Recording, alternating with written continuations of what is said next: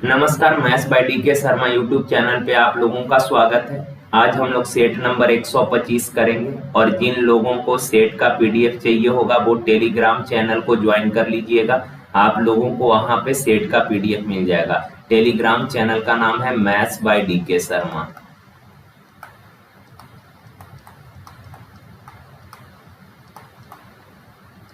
Okay, अब चलिए सवाल करते हैं। देखें यार, कहा एक कंप्यूटर गेम में बिल्डर और विध्वंसक है, ये कुल मिलाकर 20 है, यानी बिल्डर और विध्वंसक का टोटल संख्या 20 है। कहा इनमें से कुछ महल के चारों ओर दीवार बनाने की कोशिश करते हैं जबकि बाकी इसे ध्वस्त करने की कोशिश करते हैं। कहा बिल्डर में से प्रत्येक 15 घंटे में अकेले दीवार का निर्माण कर सकता है जबकि कोई भी विध्वंसक इसे 10 घंटे में ध्वस्त कर सकता है। का बिल्डर अकेले दीवार को बना देगा 15 घंटे में और एक विध्वंसक जो है ये दीवार को खराब कर देगा, ध्वस्त कर देगा 10 घंटे में। तो टोटल वर्क कितना हो गया? 30। एक बिल्डर 15 घंटे में 30 काम, तो 1 घंटे में 2 काम करने वाला है, तो इसके एफिशिएंसी को प्लस से। विध्वंसक 10 घंटे में 30 काम खराब करेगा तो 1 घंटे में 3 काम खराब करेगा। काम खराब करने वाला है तो माइनस से, काम करने वाला है तो प्लस से। अब कहा दीवार के न होने पर यदि सभी 20 बिल्डर और विध्वंसक सक्रिय हो जाते हैं तो दीवार 3 घंटे में बन जाती है। इनमें से विध्वंसक कितने हैं? देखें यार, विध्वंसक का संख्या पूछा है, हमने मान लिया x। तो आप बताएं टोटल 20 लोग हैं जिसमें से विध्वंसक का संख्या x है, तो बिल्डर का संख्या कितना हो जाएगा? 20 माइनस x। यार एक बिल्डर 1 घंटा में 2 काम करता है, एक बिल्डर 1 घंटा में 2 काम, तो 20 माइनस x। बिल्डर 1 घंटा में कितना काम करेगा? तो 20 माइनस x से गुना। एक विध्वंसक 1 घंटा में 3 काम खराब करेगा तो x विध्वंसक 1 घंटा में कितना काम खराब कर देगा? 3x। तो ये सबका 1 घंटा का काम है और सवाल में कहा सबने मिलकर 3 घंटे में दीवार को बना दिया।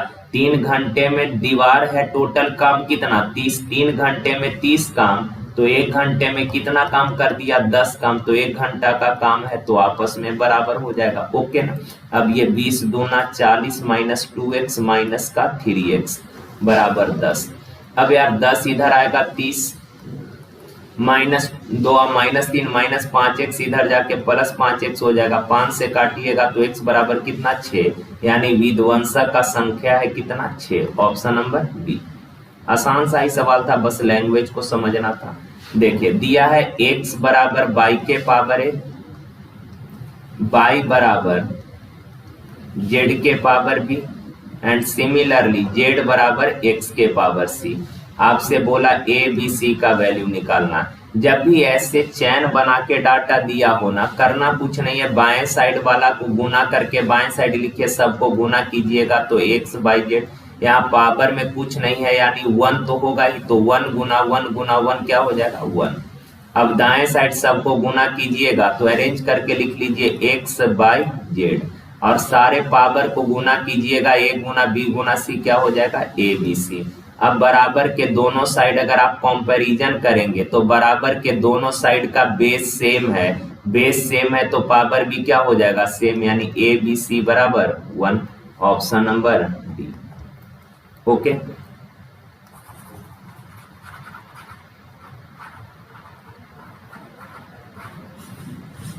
देखिए का एक रेडियो विक्रेता एक रेडियो को 2.5% के घाटे पर बेचता है। अगर वह उसे 100 रुपए ज्यादा में बेचता तो उसे 7.5% का लाभ होता है। यहाँ सुधार कर लीजिएगा, 7.5% का लाभ होता। का 12.5% लाभ कमाने के लिए वह इसको कितना में बेचेगा? सुने यार, पहले जो है उसने रेडियो को किसी रेट पर बेच दिया, रेडियो को किसी रेट पर बेचा है तो उसको 2.5% का लॉस हो गया।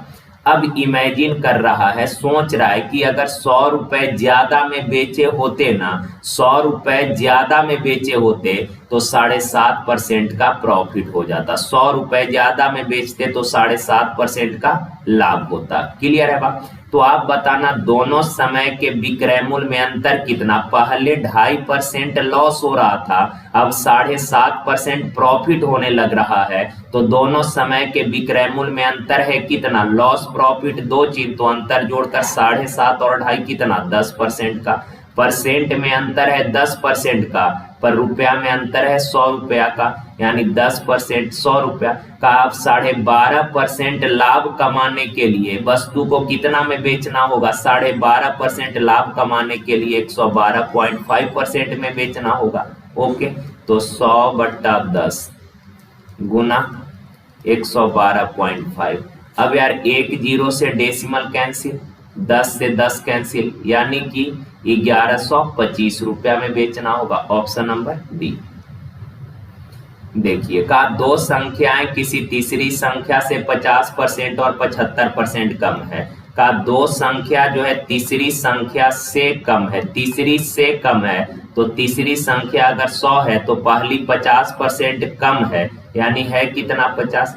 दूसरा 75% कम है, तो 100 से 75 कम कितना? 25 हो जाएगा। ओके, तीनों संख्या पता कर गए। अब कहा कि दूसरी संख्या को कितने प्रतिशत बढ़ाया जाए कि वह पहली संख्या के बराबर हो जाए। तो आप बताना दूसरी संख्या में कितना ऐड कीजिएगा कि 50 के बराबर हो जाए। तो आप बोलेंगे सर 25, तो दूसरी संख्या में 25 ऐड करना पड़ेगा। 25 ऐड करना पड़ेगा किस में? दूसरी संख्या यानी 25 में ही। परसेंट में रिजल्ट मांगा 100 से गुना, 25 से 25 कैंसिल, यानी कि 100%।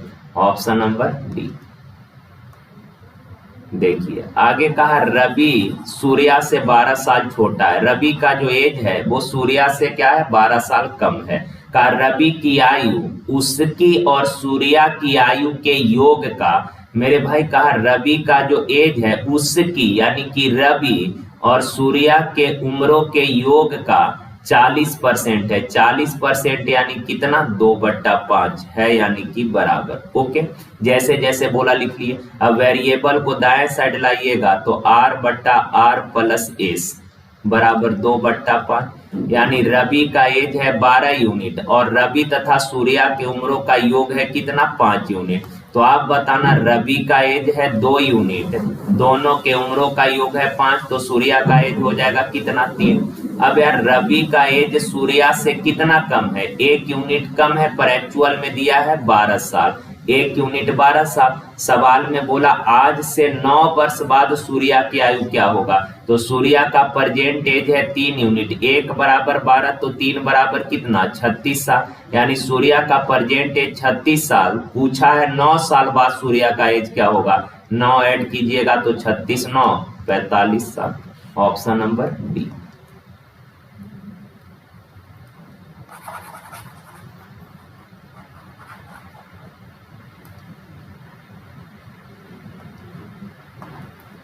देखें कहा किसी परीक्षा में 73% उम्मीदवार मात्रात्मक अभिक्षमता परीक्षा में उत्तीर्ण हुए, 70% सामान्य ज्ञान में, 64% दोनों विषयों में उत्तीर्ण हुए। ये पास का डाटा दिया है। कहा यदि 6300 उम्मीदवार दोनों विषय में फेल हुए तो बताइए कुल कितने विद्यार्थी थे। देखें इस तरह के सवाल को करने का 2 तरीका है। एक तो वेन डायग्राम वाला कॉन्सेप्ट से आप कर सकते हैं जिसमें थोड़ा सा टाइम ज्यादा लगेगा, और एक यूनियन इंटरसेक्शन वाला कॉन्सेप्ट होता है जो इंटर में आपने यूनियन इंटरसेक्शन पढ़ा, वही कॉन्सेप्ट से इस सवाल को कर सकते हैं। तो आपको 2 चीज बस ध्यान में रखना है कि पास बराबर क्या होता, तो पास बराबर होगा पास प्लस पास माइनस पास। ओके, पास बराबर पास प्लस पास माइनस पास। ये पहला विषय का पास है, ये दूसरा विषय का पास है, और ये दोनों विषयों का कुल पास। पहला विषय का पास प्लस दूसरा विषय का पास माइनस दोनों विषय का कुल पास।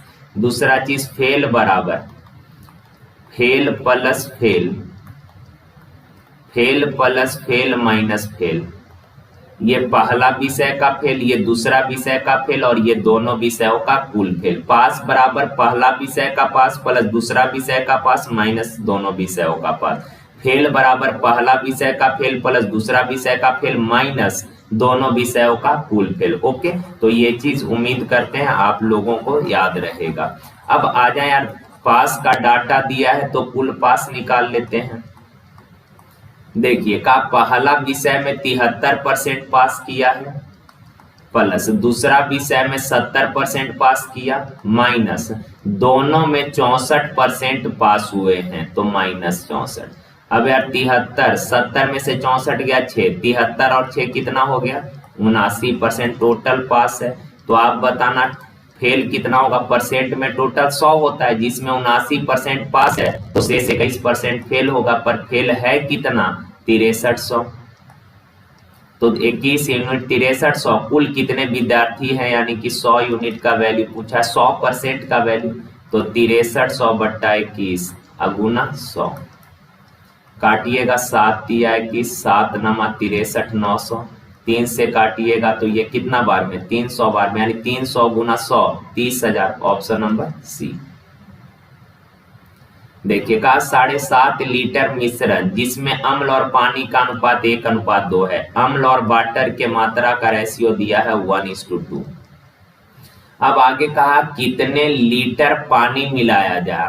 पानी मिलाने की बात किया है, कितना लीटर पानी मिलाया जाए कि मिश्रण में 20% अम्ल हो जाए। अगर 20% अम्ल होगा तो शेष 80% वाटर होगा। रेशियो लेंगे तो कितना हो जाएगा 1:4। ओके ना, बस काम खत्म हो गया।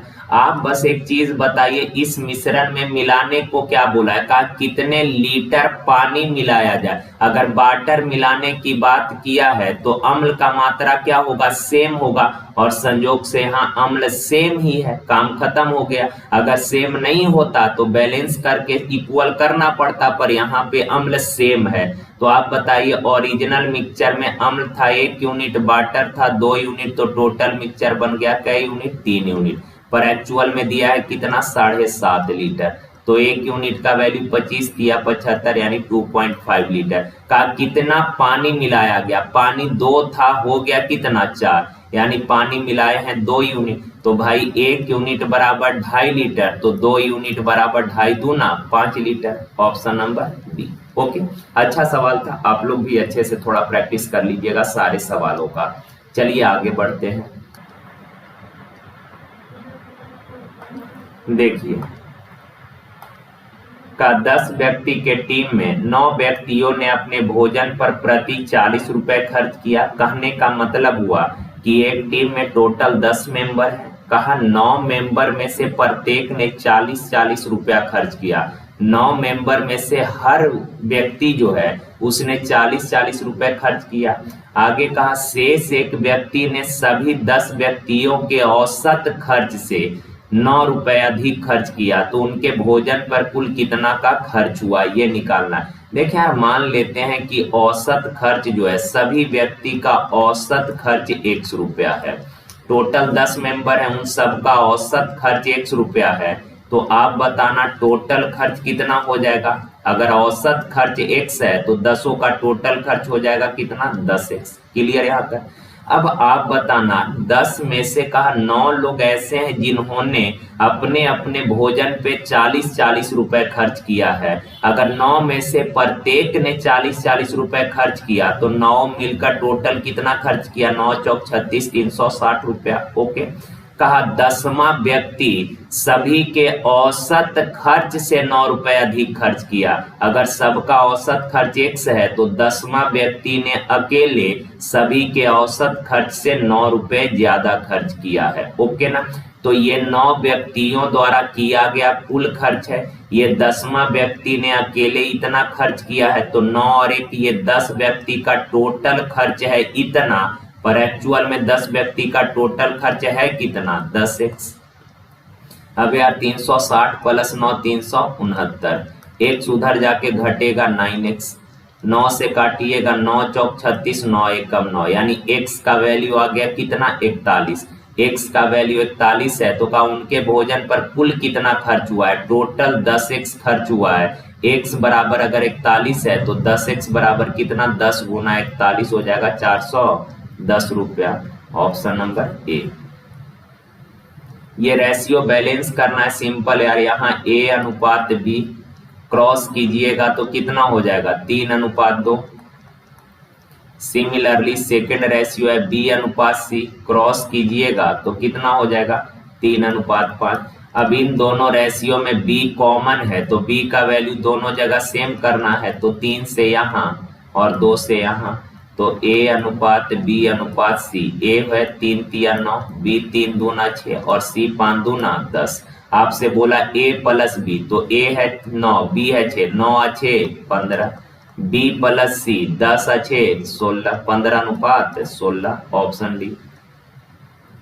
देखिए कहा ए बी सी किसी व्यापार के साझेदार हैं। किसी विशिष्ट वर्ष में ए को लाभांश का 1/3, बी को लाभांश का 1/4 तथा सी को शेष 5,000 रुपए प्राप्त हुए। कहा ए को 1/3, बी को 1/4 एंड शेष पैसा जो है सी को मिला है। तो यहाँ टोटल पैसे की बात नहीं किया, तो जब भी फ्रैक्शन में हिस्सा देना तो बट्टे वाला वैल्यू का एलसीएम हमेशा टोटल कुछ ना कुछ मान लीजिएगा।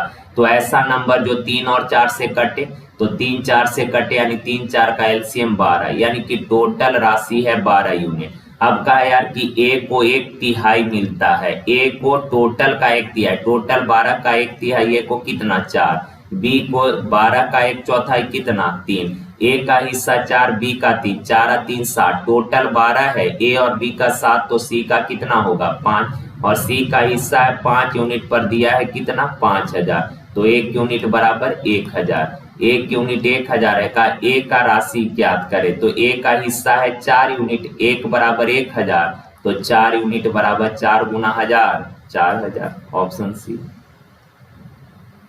देखिए कहा 4 पुरुष और 5 महिलाएं काम को 15 दिन में पूरा कर सकते हैं। जैसे जैसे बोला लिखते चलिए। 4 पुरुष, 4 मैन एवं 5 वोमेन काम को 15 दिन में कर देगा। डे से गुना कीजिएगा, ये फर्स्ट डाटा से टोटल वर्क आ जाएगा। आगे कहा 9 पुरुष और 6 महिला उस काम को 10 दिन में कर सकते हैं। 9 पुरुष, 9 मैन एवं 6 वोमेन काम को 10 दिन में कर सकता है। डे से गुना कीजिएगा तो ये सेकेंड डाटा से टोटल वर्क, दोनों टोटल वर्क है था आपस में बराबर। अब इसको काटिएगा तो 5 तिया 15, 5 दूना 10। अब यार 3 से दोनों में बारी बारी गुना, 4 तिया 12 मैन, 3 पचे 15 वोमेन बराबर। 2 से 9 दूना 18 मैन प्लस 2 छक 12 वोमेन। 12 मैन उधर जाके 18 से घटेगा 6 मैन, 12 वोमेन इधर आके 15 में से घटेगा कितना 3 वोमेन। 3 से एक बार, 3 से 2 बार। वेरिएबल को एक साइड लेकर आइए तो मैन बट्टा वोमेन बराबर 1/2, यानी मैन का क्षमता है 1 यूनिट, वोमेन का क्षमता 2 यूनिट। क्लियर है यहाँ तक। अब आगे सवाल देखें। कहा उसी काम को, ये भी एक काम है और ये भी एक टोटल वर्क है। कहा उसी काम को 7 दिन में पूरा करने के लिए 4 पुरुष के साथ कितनी महिलाओं को काम पे लगाना होगा। उसी काम को, कोई भी काम ले लीजिए, ये भी चूंकि टोटल वर्क है, 4 मैन प्लस 5 वोमेन काम को कितने दिन में 15 दिन में। अब सवाल कहा यार कि इसी काम को, ये जो टोटल वर्क है ना, इसी काम को 7 दिन में करने के लिए 4 पुरुष के साथ कितनी महिलाओं को लगाना होगा। यही मेन सवाल है कि 4 पुरुष के साथ कितना महिला को काम पे लगाना होगा। तो 4 मैन के साथ हमने मान लिया X वोमेन को काम पे लगाए। 4 मैन के साथ कितने वोमेन, X वोमेन को काम पे लगाइएगा, ताकि ये सब लोग मिलकर काम को कितने दिन में कर लेगी 7 दिन में। काम खत्म हो गया तो ये सेकेंड डाटा से टोटल वर्क, ये तो टोटल वर्क है, दोनों टोटल वर्क है आता आपस में बराबर। अब मैन के जगह मैन का एफिशिएंसी 1, वोमेन के जगह वोमेन का एफिशिएंसी 2, मैन के जगह मैन का एफिशिएंसी 1, वोमेन का एफिशिएंसी 2। ओके, तो 4 एकम 4 प्लस 5 दूना 10, 4 और 10 14 गुना 15 बराबर 4 एकम 4 प्लस 2 गुना x 2x, तो 4 प्लस 2x गुना 7, 7 से काटिएगा 7 दूना 14, 15 दूना 30 बराबर 4 प्लस 2x। 4 इधर आके घटेगा 26 बराबर 2x, 2 से काटिए तो x बराबर कितना 13। थोड़ा सा कैलकुलेटिव सवाल, आसान है, बस कैलकुलेशन थोड़ा सा है इसमें ज्यादा। ओके, सवाल आसान था।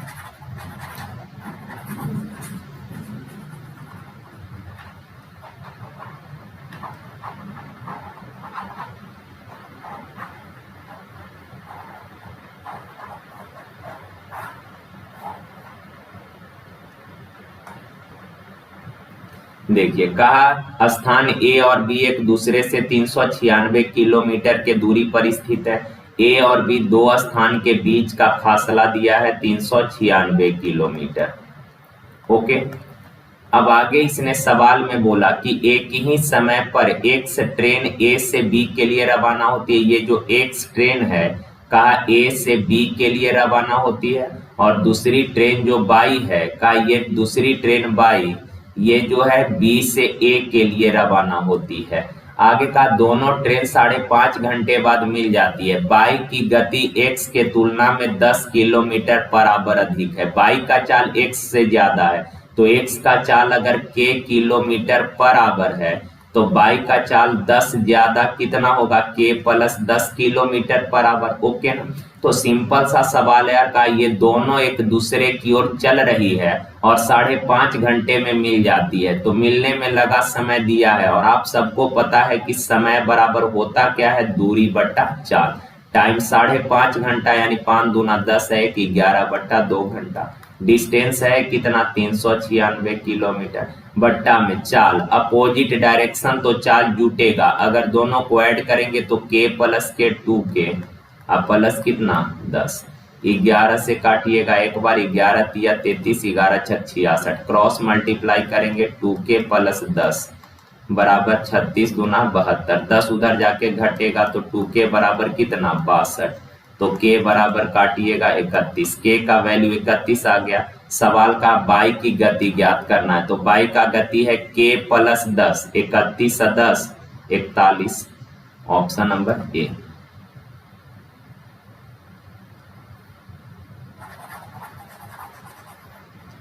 देखिए का sine theta plus cosec theta के पावर 2 है, cos theta plus sec theta का होल स्क्वायर बराबर K plus tan square theta plus cot square theta. K का मान निकालना है। तो देखिए यार जब भी इस तरह का डाटा आ जाए ना, तो आप यहाँ पे वेरिएबल के जगह यानी एंगल के जगह जो मर्जी सो ले सकते हैं। बस ध्यान रखिएगा कि ऐसा एंगल ना ले लें जिसको लेने के बाद रिजल्ट इनफाइनाइट आ जाए। उसके अलावा जो मर्जी सो ले सकते हैं। तो यहाँ पे sine cos tan cot cos sec सब है, तो आप ऐसा कीजिए कि एंगल ले लीजिए 45 डिग्री। 0 या 90 ले सकते थे, पर यहाँ पे sine cos sec tan cot सब है, तो 0 90 तो ले नहीं सकते हैं, तो थीटा 45 डिग्री ले लीजिए। तो साइन 45 क्या होता है 1/√2 प्लस कॉसेक 45 √2 का होल स्क्वायर प्लस कॉस 45 1/√2 सेक 45 कितना √2 का होल स्क्वायर बराबर के into ten square theta. Ten 45 1 तो 1 का स्क्वायर 1, कॉट 45 1। ठीक है, अब यार यहाँ एलसीएम हो जाएगा √2, तो √2 गुना √2 2, 2 आ 1 2 आ 1 3, 3/√2 का स्क्वायर कीजिएगा तो 9/2 हो जाएगा। यहाँ √2 गुना √2 2, 2 और 1 2 और 1 3, 3/√2, 3/√2 का स्क्वायर कीजिएगा तो 9/2 बराबर के प्लस 2 हो जाएगा। ये 9 प्लस 9 18/2 यानी कितना 9 बराबर के प्लस 2। 2 इधर आके घटेगा तो के बराबर 7, ऑप्शन नंबर ए। अब देखें ये तो काफी आसान सा सवाल है यार। यहाँ 0.7 बराबर अगर क्रॉस मल्टीप्लाई कीजिएगा तो ये हो जाएगा -0.2, अब -6 दूना 12, तो माइनस इंटू माइनस प्लस ना, 6 दूना 12 यानी कि 1.2c। अब यार ये इधर आके जुट जाएगा तो 0.9 बराबर 1.2। अब c बराबर क्या हो जाएगा 0.9/1.2। ऊपर भी डेसिमल के बाद एक डिजिट, नीचे भी डेसिमल के बाद एक डिजिट, डेसिमल अपने अपने जगह से हट जाएगा। 3 तिया 9, 3 चौक 12, 4/3 यानी कि 0.4 7 28, 4 5 20 यानी 0.75, ऑप्शन नंबर सी। ये 2 के पावर 8 गुना 3 के पावर 2 गुना 5 के पावर 3 गुना 7 के पावर 5 के कितने गुणक सम संख्या है का इसके भाजकों का संख्या इवन संख्या पूछा है। तो एक तो तरीका है यार क्या कि भाजकों का संख्या सम जो है ना वो पूर्ण वर्ग संख्या के भाजकों का संख्या सम होता है। पूर्ण वर्ग संख्याओं के भाजकों का संख्या सम होता है। तो ऑप्शन में देख लें कौन सा पूर्ण वर्ग है। ऑप्शन सी 24 का स्क्वायर 576 होता है। तो ये डायरेक्ट आपका आंसर हो जाएगा। अगर बेसिक तरीका से करना चाहेंगे तो ये देखें 2 के पावर 8 है, 3 के पावर 2, 5 के पावर 3 और ये है 7 के पावर 5। पहले तो इसके कुल भाजकों का संख्या निकालिए। कुल भाजकों का संख्या अगर निकालना चाहेंगे, कुल भाजकों का संख्या तो कुछ नहीं है, ध्यान में रखिएगा सबके पावर में 1 जोड़ जोड़ कर गुना। कुल भाजकों का संख्या अगर निकालिएगा तो सबके पावर में 1 जोड़ कर गुना। 8 है 1 9, 2 है 1 3, 3 है 1 4, 5 है 1 6। अब इन सबको गुना करिएगा। 9 तिया 27, 6 चौक 24, तो 27 गुना 24, 4 सत्ते 28, 4 दूना 8 2 10, 27 दूना 54, तो ये हो जाएगा 648। अब दूसरा चीज समभाजकों का संख्या पूछा है, ओके ना। तो समभाजकों का संख्या तीनों सीख लीजिए। कई बार पूछता है समभाजकों का संख्या, कुल भाजकों का संख्या या विषम भाजकों का संख्या। समभाजकों का संख्या अगर निकालना है तो देखें सम वाला बेस, जिसका बेस इवन है उसके पावर को ज्यों का त्यों रखिए। जिसका बेस इवन है उसके पावर को ज्यों का त्यों, और बाकी के पावर में 1 जोड़कर गुना। तो 2 और 1 3, 3 है 1 4, 5 है 1 6, तो 8 तिया 24, 24 गुना 24 कितना हो जाएगा 576। आपसे समभाजकों का संख्या बोला तो आंसर कितना 576। कई बार इस तरह के सवाल में पूछ देता है विषम भाजकों का संख्या। तो विषम भाजकों का संख्या अगर बोला है तो जिसका बेस इवन है उसको इग्नोर कर दीजिएगा। विषम भाजकों का संख्या अगर बोले तो जिसका बेस इवन है उसको इग्नोर करिएगा। यहाँ बेस कितना है 2, तो इसको इग्नोर कर दीजिए। बाकी के पावर में 1 जोड़ जोड़ कर गुना। तो 2 और 1 3, 3 है 1 4, 5 है 1 6, 6 चौक 24, 24 तिया 72। ओके, तो ये 3 चीज आप लोग ध्यान में रखिएगा। अगर कुल भाजकों का संख्या बोले तो सबके पावर में 1 जोड़ जोड़ कर गुना। अगर सम भाजकों का संख्या बोले तो जिसका बेस इवन है, जिसका बेस इवन है उसके पावर को ज्यों का त्यों, बाकी के पावर में 1 जोड़ जोड़ कर गुना। और अगर विषम भाजकों का संख्या बोला है तो सम, जिसका बेस सम संख्या है उसको इग्नोर कर दीजिएगा और बाकी के पावर में 1 जोड़ जोड़ कर गुना। क्लियर है बात, याद रहेगा। चलिए आगे।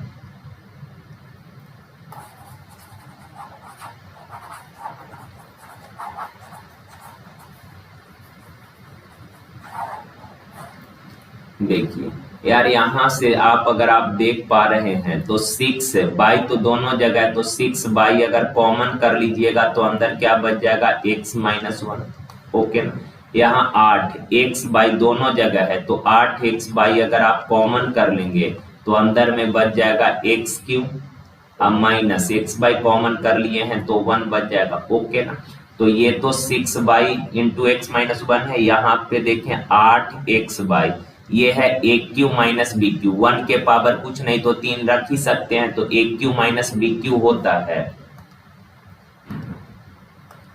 a cube minus B cube क्या होगा a minus B into A square plus A B plus B square. Okay, अब यार इन दोनों ग्रुपों को गौर से देखिए का इनका एलसीएम क्या होगा। तो एलसीएम में ऑल बेस, ऑल बेस ध्यान रखिएगा, कोई रिपीट नहीं होना चाहिए और कोई छूटना नहीं चाहिए। दोनों ग्रुपों को देखकर ऑल बेस को लिखिए, बस ध्यान रखिएगा कोई रिपीट ना हो, कोई छूटना नहीं चाहिए। तो यहां से ऑल बेस लिखिएगा तो 6 हो गया, ठीक है, by into X minus Y, X minus 1।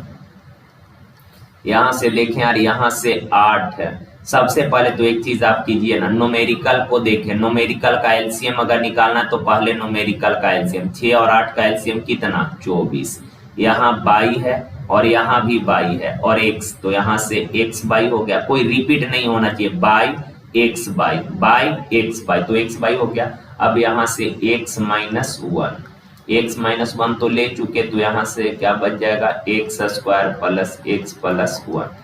अब ये है 24x by x minus one into ये सिंपल फॉर्मूला क्या हो जाएगा, एक्स क्यू माइनस वन का क्यू यानी वन, तो 24x by into x Q minus one, option number A.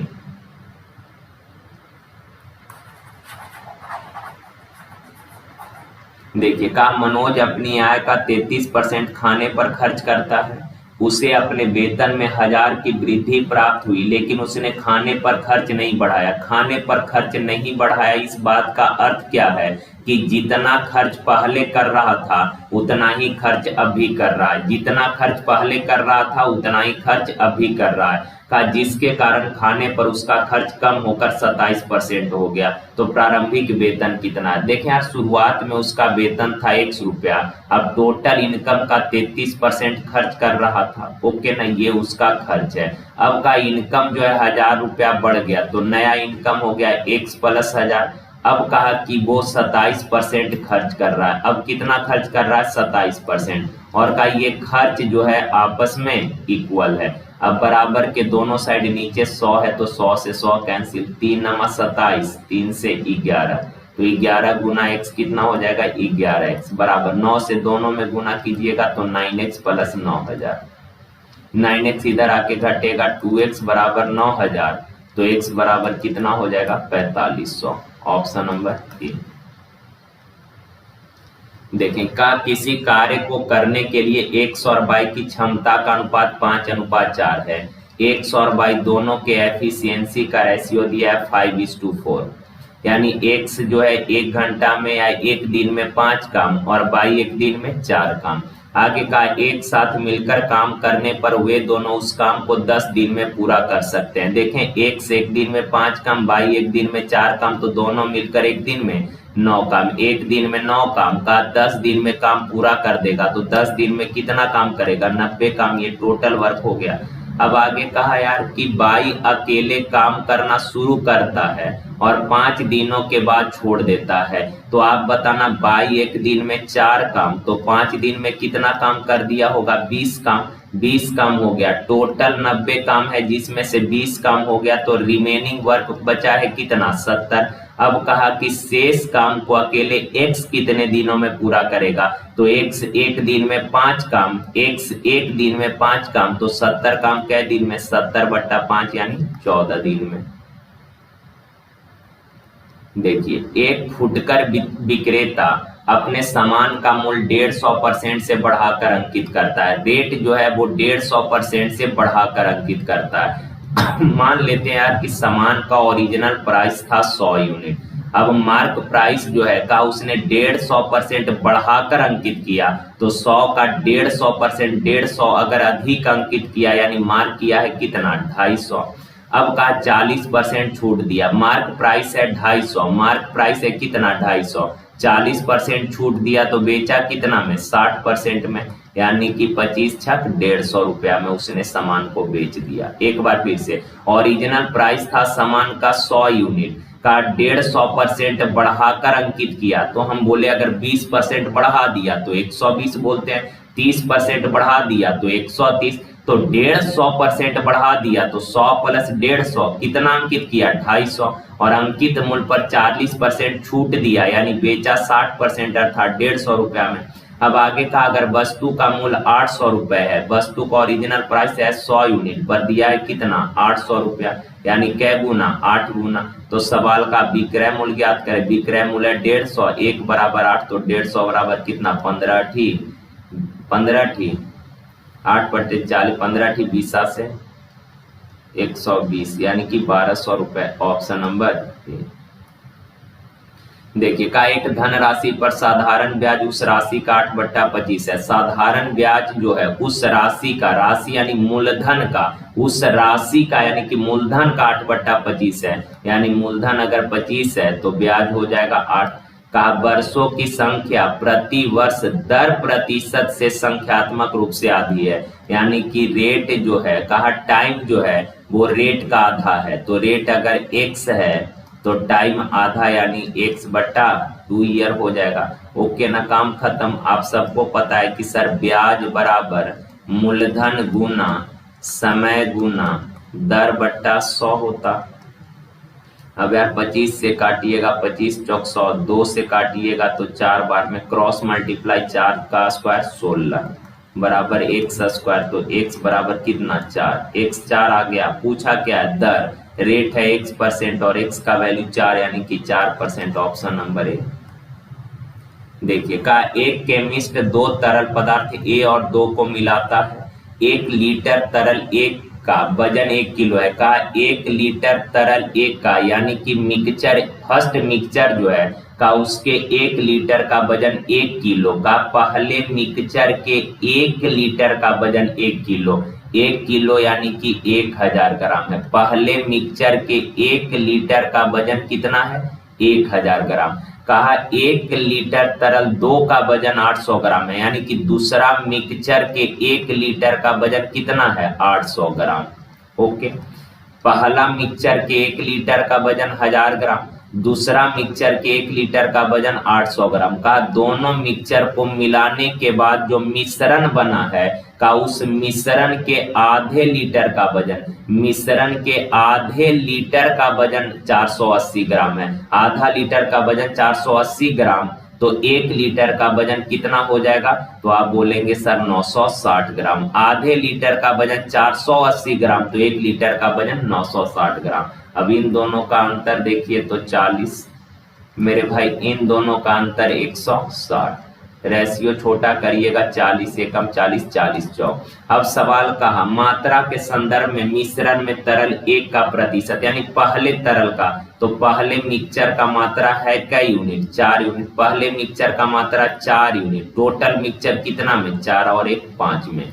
Percent में रिजल्ट मांगा तो 100 से गुना, 5 से काटिएगा 20 बचे 100, 20 चौक 80%, ऑप्शन नंबर बी। देखिए का किसी ऋण को 44,100 की 2 बराबर वार्षिक किस्तों में वापस करना है, यानी कि 2 इंस्टॉलमेंट करके पूरा पैसा कर्ज चुका देना है, और हर किस्त कितने का है, 44,100 का।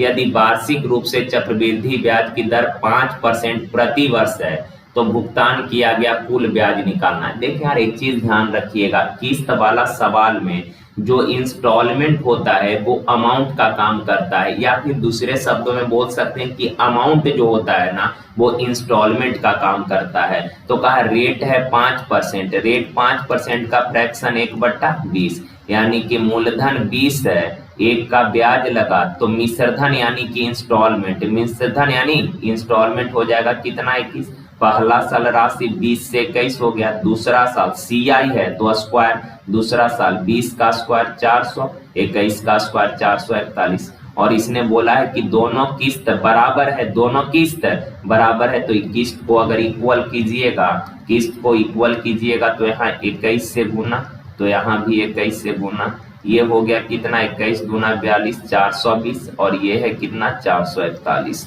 तो आप बताएं टोटल प्रिंसिपल हो जाएगा 820, और टोटल इंस्टॉलमेंट देगा, पहला इंस्टॉलमेंट 441, दूसरा 441, टोटल पे कर दिया है कितना 882।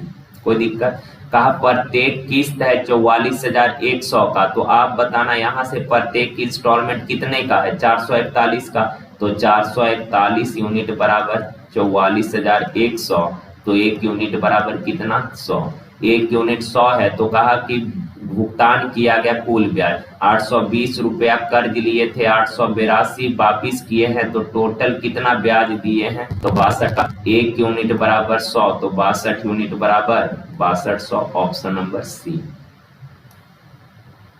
ये तो सवाल काफी आसान सा है। का 96 सेकेंड में 800 मीटर दौड़ता है तो उसका चाल क्या होगा, चाल बराबर दूरी बट्टा समय। बस ध्यान रखना है ये मीटर पर सेकंड को किलोमीटर पर आवर में लाइएगा, 18/5 से गुना, काट पीट कर लीजिएगा क्या आप लोग, 5 से काटिएगा तो 5 से 16 बचे 80। अब यार देखें यहाँ 96 से काटिएगा कै बार में कटेगा, 96 से कटेगा क्या, 16 छक 96, 16 दहा 6 तिरिक 18, 10 तिया 30, ऑप्शन ए। देखिए यहाँ दिया है P बराबर 7 + 4√3 है। ओके, सेकेंड डाटा है का PQ बराबर P × Q1 है, तो आपसे पूछा क्या है 1/p² प्लस 1/q²। अब यार यहाँ पे एलसीएम ले लेंगे तो हो जाएगा p² q², क्रॉस करेंगे q² प्लस p², अरेंज करके लिखिएगा तो p² प्लस q²। अब आपको तो पता ही है a प्लस बी का होल स्क्वायर क्या होता, a प्लस बी का होल स्क्वायर होगा a² प्लस b² क्या होगा a प्लस बी का होल स्क्वायर -2ab। ओके, और बट्टा में p² इंटू q² को आप लिख सकते हैं pq का होल स्क्वायर, यही चीज होगा। अब आपको देखें p पता है, q निकाल लीजिए। एक चीज याद रखिएगा, दो चीजों का प्रोडक्ट अगर 1 है, जैसे p गुना q 1, p इंटू q क्या है 1, तो दो चीजों का गुणनफल 1 तभी होगा जब ये दोनों एक दूसरे का इनवर्स होगा। p गुना q 1 तभी पॉसिबल है, चाहे कोई भी दो चीज का प्रोडक्ट 1 अगर है, इसका मतलब ये दोनों एक दूसरे का इनवर्स है। जैसे p दाएं साइड आएगा तो 1/p यानी q बराबर 1/p, या p बराबर 1/q यानी ये दोनों एक दूसरे का इनवर्स होगा। तो p अगर 7 + 4√3 है तो q क्या हो जाएगा 7 - 4√3। ओके, अब इन दोनों को अगर ऐड करेंगे ना मेरे भाई, इन दोनों को ऐड करेंगे, प्लस माइनस कैंसिल, 7 7 14। अब p प्लस q का स्क्वायर तो 14 का स्क्वायर 196 -2। p इंटू क्यू का वैल्यू देखिए ना, p इंटू क्यू का वैल्यू है कितना 1, और बट्टा में p इंटू क्यू का स्क्वायर यानी 1 का स्क्वायर 1, तो 196 में से 2 गया 194। आगे कहा दिए गए ग्राफ का अध्ययन करें और प्रश्न का उत्तर दें। ग्राफ होगा सेकंड पेज में, बढ़ते हैं आगे। देखिए ये जो ब्लैंक वाला है, ब्लैंक खाली है, ये प्रोडक्शन को दर्शा रहा है, प्रोडक्शन यानी उत्पाद को, और ये जो है एक्सपोर्ट यानी निर्यात को दर्शा रहा है, ब्लैक वाला। ओके ना, अब आपको बस एक चीज देखना है, सवाल पूछा क्या है, कहा 2013, 2014, 2018 में कंपनी द्वारा कंप्यूटर का कुल निर्यात है। तो पहले निर्यात निकाल लेते हैं, किस किस वर्ष में, 2013 में। तो निर्यात है ये ब्लैक वाला, तो 2013 में कितना निर्यात हो रहा है 140 का। आगे 2014 में निर्यात कितने का है 240 का, और 2018 में निर्यात कितने का है 270 का।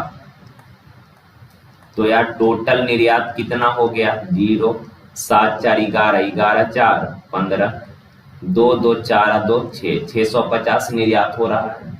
अब आगे सवाल क्या कहा, 2015 से 2017 तक कंप्यूटर के कुल उत्पाद, 15 से 17 तक कुल उत्पाद, तो उत्पाद निकाल लेते हैं। 15 से 17 तक है तो 15 में उत्पाद एक प्रोडक्शन व्हाइट वाला को दर्शा रहा है, तो 2015 में प्रोडक्शन है कितना 300।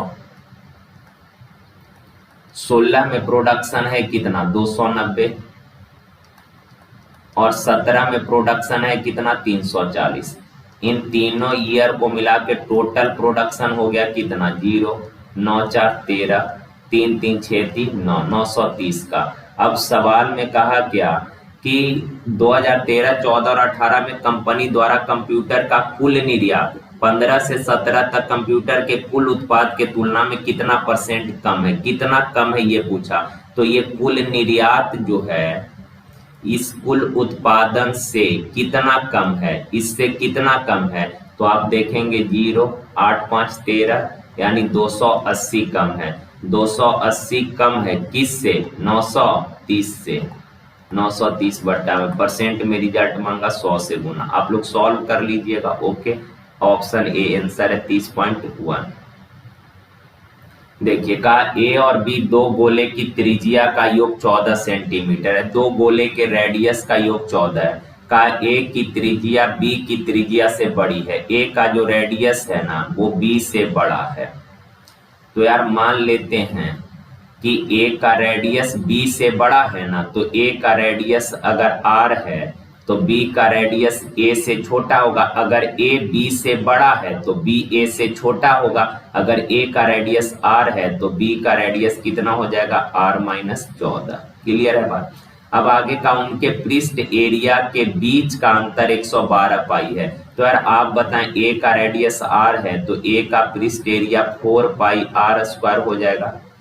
बी का रेडियस आर माइनस 14 है तो बी का पृष्ठ एरिया क्या हो जाएगा 4 पाई आर स्क्वायर यानी आर माइनस 14 का स्क्वायर।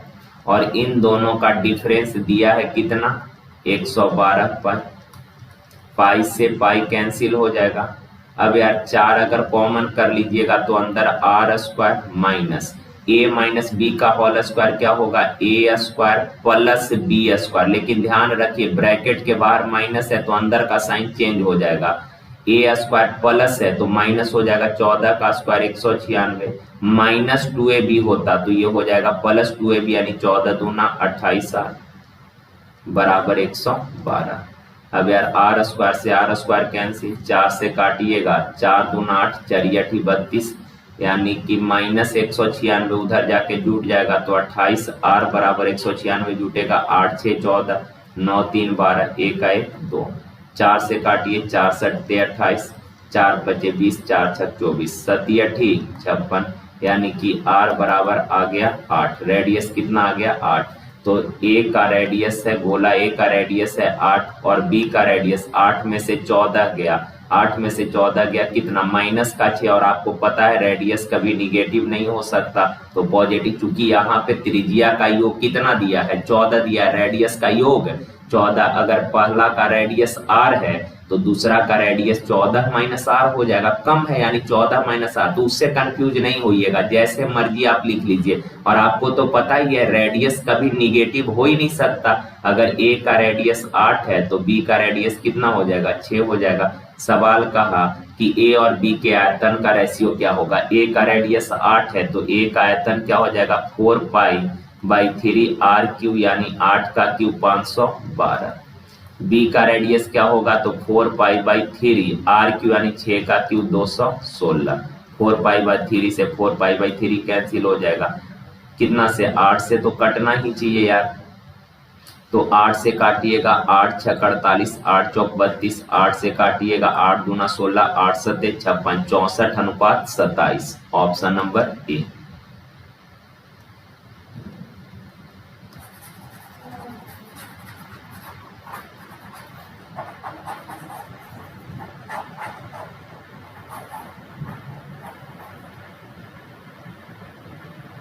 देखिए का एक बिंदु P से एक टावर की ऊंचाई का कोण ऐसा है कि इसकी स्पर्श रेखा कहने का मतलब होता है टेंजेंट। स्पर्श रेखा यानी टेंजेंट ध्यान रखिएगा।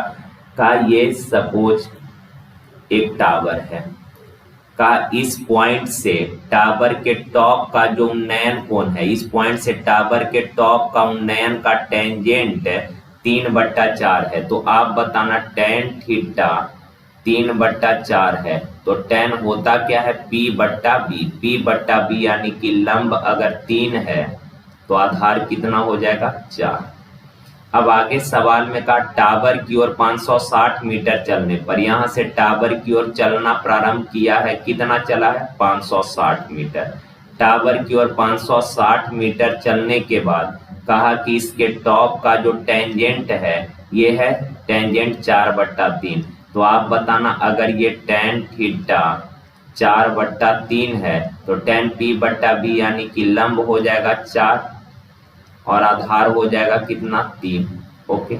अब यार एक चीज बताइए यहाँ पर हाइट जो है एक एंगल से आ रहा है 3 यूनिट दूसरा एंगल से 4 यूनिट। इसका मतलब रेशियो को बैलेंस करना पड़ेगा इन दोनों को इक्वल बनाइएगा। तो यहाँ 4 से गुना अगर गोल वाला में सर्कल में 4 से तो यहाँ भी 4 से यहाँ 3 से तो यहाँ भी 3 से। तो आप बताइए ये हो गया 3 तिया 9 ये पूरा है कितना 16 तो 16 में से 9 गया तो ये वाला कितना 16 में से अगर 9 जाएगा तो ये हो जाएगा 7 यूनिट। 7 बराबर 560 तो 1 बराबर 80 1 80 है। तो कहा टावर का हाइट बताइए टावर का हाइट है 12 यूनिट 1 बराबर 80 तो 12 बराबर 12 8 96 960। देखिए का एक बर्तन को जूस से पूरी तरह भरने में 12.5 मिनट लगते हैं। इसी बर्तन से बच्ची एक निश्चित दर से जूस पीती है जिससे बर्तन 25 मिनट में खाली हो जाती है। सिंपल सवाल है यार। का एक नल जो है, बस लैंग्वेज अलग टाइप का है, एक नल पूरा टैंक को 12.5 घंटा में 12.5 मिनट में भर देगी। डेसिमल हटाइए, बट्टा में 10, 5 से काटिएगा 25, 25 125, 25 बचे, अब 5 दूना 10, यानी 25/2 घंटे में भर जाएगा। और बच्ची जो है पी रही है तो बर्तन खाली हो जा रहा है 25 मिनट में। अब दोनों का एलसीएम 25, 25/2 से डिवाइड करिएगा, भरने वाला है प्लस से, 25 मिनट में पूरा खाली, जो 1 मिनट में 1 यूनिट खाली करने वाला है माइनस से। का बर्तन दर से बर्तन को भरने में कितना समय लगेगा, बर्तन को भरने में कितना समय लगेगा, तो देखिए 1 मिनट में भरता है 2 यूनिट, तो 25 यूनिट भरने में कितना समय लगेगा, 12.5 मिनट। Option number B. देखें आगे यार, का वृत्त की सबसे बड़ी जीवा, सबसे बड़ा जीवा व्यास का काम करता है। वृत्त का सबसे बड़ा जीवा, जो जीवा वृत्त के केंद्र से पार होगा वो वृत्त का सबसे बड़ा जीवा होगा, और वृत्त के सबसे बड़ी जीवा जो है उसी को हम लोग व्यास बोलते हैं। अब यहाँ कहा क्या, ये क्वाड्रेटिक इक्वेशन दिया है 2x² - 15x 2x² - 15x + 28, कहा इसके मूल ज्ञात करें। यानी कि इस क्वाड्रेटिक इक्वेशन को सॉल्व करके जो दोनों इसके मूल आएंगे ना, दोनों सॉल्यूशन जो आएगा का उसका नेचर क्या होगा, दोनों ऋणात्मक होगा या वास्तविक होगा, वास्तविक नहीं होगा, क्या होगा, ये पूछा है। तो इसको सॉल्व कीजिएगा तो 28 दूना कितना हो जाएगा, 28 दूना 56। अब ऐसा 2 नंबर जिसको जोड़ने पर तो -15 हो और गुना करने पर 56, 8 × 7 = 56, यानी 2x² - 8x - 7x + 28।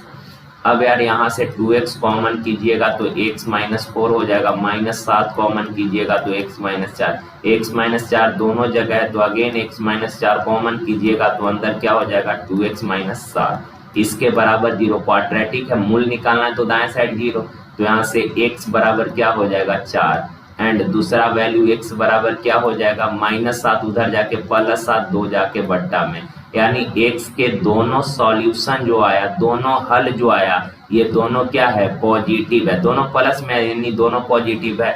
तो यहाँ ऑप्शन ए में है दोनों ऋणात्मक, ये तो गलत होगा, वास्तविक नहीं है, दोनों वास्तविक नंबर है, तो ये भी गलत है। का एक धनात्मक अन्य ऋणात्मक, ऐसा नहीं है, दोनों धनात्मक है। ऑप्शन नंबर बी, दोनों पॉजिटिव है। ओके ना, तो चलिए यार आज के लिए यहीं तक। थैंक यू, धन्यवाद, थैंक यू।